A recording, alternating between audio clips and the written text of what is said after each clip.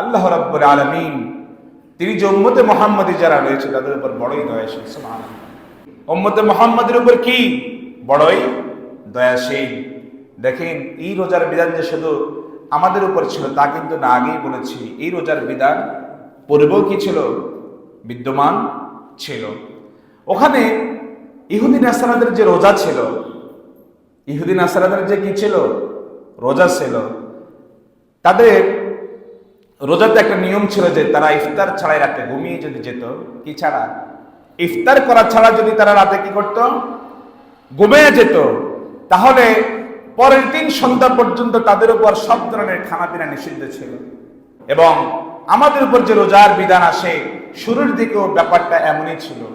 পরবর্তীতে কাইস বিন সিরমা তিনি আনসারী একজন রোজাদার ছিলেন। কি ছিলেন? রোজাদার ছিলেন। একদিন তিনি এসে তার স্ত্রীকে ইফতারের সময় বলছেন যে ঘরে কি কোনো খাবার আছে, কোনো খাবার আছে কিনা ইফতারের জন্য। তার স্ত্রী বলল যে আমি যাচ্ছি দেখি কোনো ব্যবস্থা করা যায় কিনা।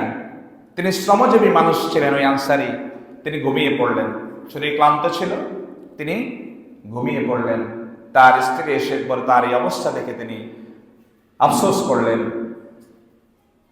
পরের দিন দুপুর বেলায় তার অবস্থা খুব খারাপ হয়ে গেল, তিনি বেহুশ হয়ে পড়ে গেলেন। কি হয়ে পড়ে গেলেন? বেহুশ হয়ে পড়ে গেলেন।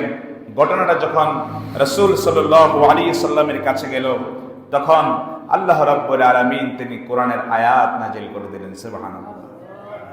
রব্বুল আলামিন বলেন ওয়াকুলু ওয়াশরাবু হাত্তা ইয়াতাবায়ানা লাকুমুল খায়তুল আবিয়াদু মিনাল খায়তিল আসওয়াদি মিনাল ফাজর সুম্মা আতিম্মুস সিয়ামা ইলাল লাইল। রব্বুল আলামিন বললেন আর তোমরা খানাপিনা করো যতক্ষণ না রাতের কালো রেখা থেকে ফজরের শুভ্র রেখা তোমাদের নিকট স্পষ্ট হয়, অতঃপর সিয়াম পূর্ণ করো রাত্রির আগমন পর্যন্ত, অর্থাৎ সুবহে সাদিক থেকে নিয়ে সূর্যাস্ত পর্যন্ত তোমরা সিয়াম রাখো। সুবহানাল্লাহ। তাহলে আল্লাহ রাব্বুল আলামিন কোরআনের আয়াত নাযিল করে দিয়ে এই যে এখন আমরা যে রোজাটা রাখি, এই রোজার এই সিস্টেমটা যে সুবহে সাদিক থেকে নিয়ে সূর্যাস্ত পর্যন্ত এই রোজার বিধানটা করে দিলেন। সুবহানাল্লাহ। তাহলে আল্লাহ সুবহানাহু ওয়া তাআলা উম্মতে মুহাম্মাদী আমরা যারা রয়েছি তিনি আমাদের উপর দয়া করছেন। কি করছেন? দয়া করছেন। সুবহানাল্লাহ।